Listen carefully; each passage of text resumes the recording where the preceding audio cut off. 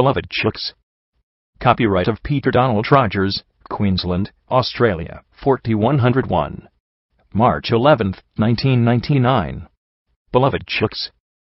Have you ever had beloved chooks? When I was a snotty-nosed child, we had ducks. Their every quack was music to our ears.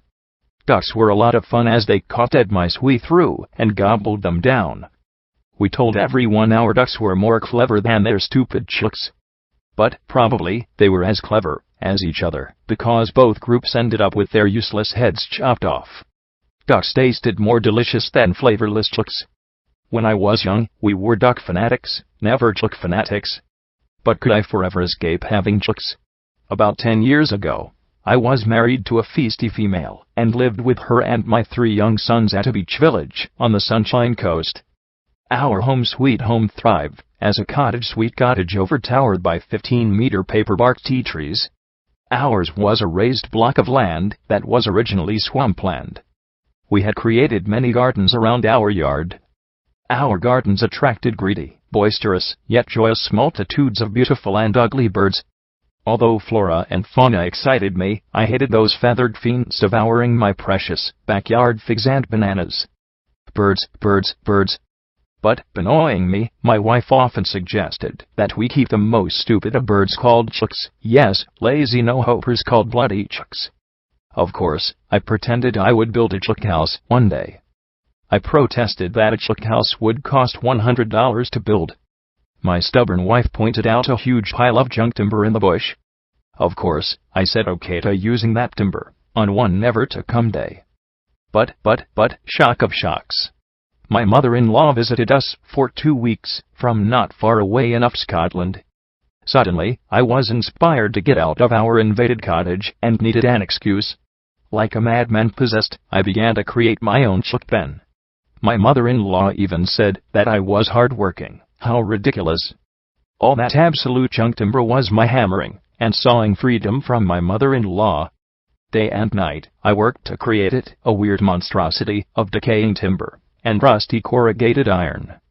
All the angles were extremely haphazard angles on a surrealistic mockery of quaint chook houses. Amazingly, almost magically, I somehow finished that chook house on the day my mother-in-law was leaving for Scotland. When she came out to inspect my suspect creativity, she seriously shook her head and tried to say polite words. Her husband was a bricklayer who loved 90-degree angles. She probably loved too. She congratulated me for creating something other men wouldn't create. Wasn't she nice? After she left, I didn't want bestie chooks.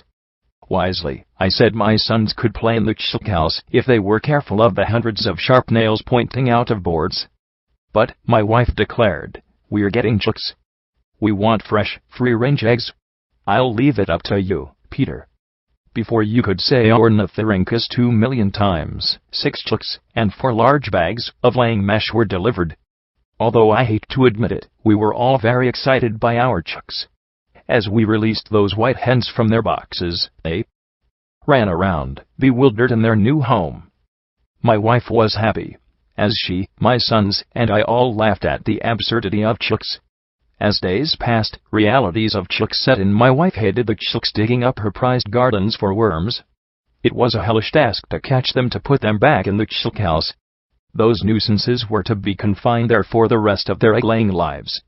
It was my job to clean out the horrible stench of chicken PLO every week. What bliss as I squelched through the pen's floor of PLO in my rubber Wellington boots. Surplus eggs we sold to ladies in my art group until I calculated that we were selling the eggs for 40 cents less per dozen, and they cost to produce. We were better off eating the eggs and consumed daily hotcakes, like bikelets, rich in eggs. The ladies at the art group grumbled a bit about me cutting their supply of good quality, cheap eggs. Carpet snakes, or humans maybe, would sometimes take our 6 eggs for the day, before we checked for them. Because the non-profitable chooks were humorous with their beady little eyes and mannerisms, we were attached to them. Maybe they were like us. That New Year's Eve, we didn't suspect what would happen. We stayed up until important midnight, all happy, and hoping for a jolly future. Off to bed we went, and I was contentedly sleeping next to my wife. That was until about 5 a.m., when I was shaken almost awake. Horrific squawking was filling my ears. My wife demanded, "Peter, there's a dog killing our chooks. Save them. Here's a broom." Obedient, I ran out with a heavy broom to murder that bastard of a dog. Never have I sworn so loudly and profusely as then. It was a German shepherd with a hen in its mouth, a savage dog trapped and rushing around in a frenzy. I was crazed with anger as I whacked at the dog with the broom. Fortunately for that German shepherd, it leapt the fence and escaped. The 6 chooks lay lifeless in corners of the pen. My wife, my sons and my neighbors were all there to see what was, and I was naked, naked how I slept, naked for all the world to see, and quickly running up our back stairs to escape applause.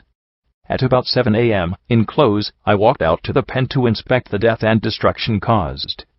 Hurrah! 5 chooks were alive like usual, they'd been acting dead. I loved them. Unluckily, the other chook was definitely dead with blood-stained feathers. My overfrugal wife said we had to eat it, because we couldn't waste a chook. Obedient, yet stupid, I chopped off its innocent head, and plucked its innocent feathers, to reveal large bruises and puncture marks from the dog's teeth. I pulled out the guts and stuffed the chook with onions. That I roasted with vegetables. Say, presto! What an obnoxious meal none of us wanted to eat. Obedient me, I ate the innocent flesh with the puncture marks.